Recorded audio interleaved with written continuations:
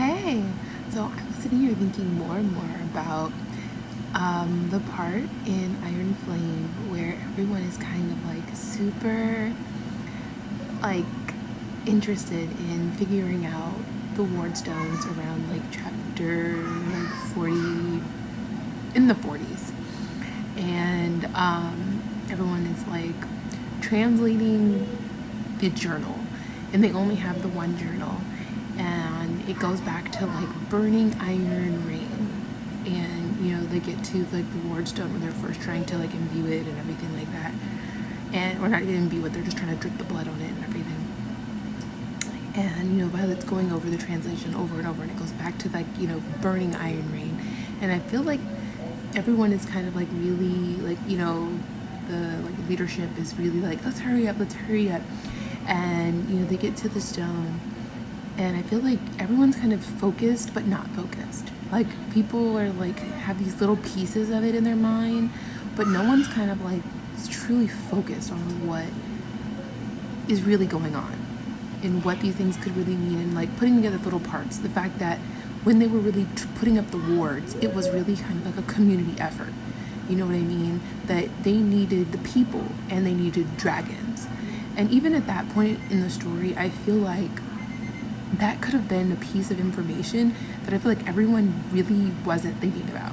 Like, even though I've already read the story and I know what you actually needed, I feel like even with the minute amount of knowledge, we all knew that the dragons and the people both needed each other to put the wards up. And no, we don't know the exact way that the wards are created. We know that the symbiotic relationship between humans and dragons were necessary for those things to be created. And that there is a complete, like, intertwined relationship between the two to make everything work. So I feel like the fact that we kept coming back to this part where there's like a burning iron rain, and there's like a part of the stone there someone was saying it's possibly made of iron. So it's kind of like no one is putting into the ideology that there needs to possibly be some sort of dragon interaction in this moment of getting the ward stone working again. It's like, where was the dragon in that moment? Like, no one was sitting here thinking about it. Like, where is the dragon? Especially also how you had 2 books for how to this process happened. And no one is sitting here kind of questioning some of the account where it's like, is this person 100% the reliable source if there were 2 accounts? You know what I mean?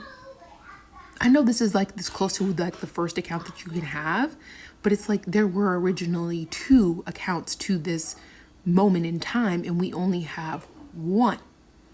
So it's kind of just like, why is no one really kind of like trying to maybe get our hands, or just kind of wondering what do we not know because of the fact we don't have the other journal? As well as no one really kind of taking any time to dissect the importance of the runes that are placed on that wardstone. Because as everyone says, that runes are literally the foundation of Basgiath. And that's a huge important piece of information. And the fact that they are all over the wardstone is important as well. So it's like, these are like little things that no one was really taking the time to study. It's like, just like, the piece of information about Violet's powers, and how Carr never wanted to take the time to have her work on bettering her gift, just making more, not strengthening her abilities to control them, not going, step by step to make sure she could have the foundations to use her gift in the best way possible. Just do it as much as possible. That's it.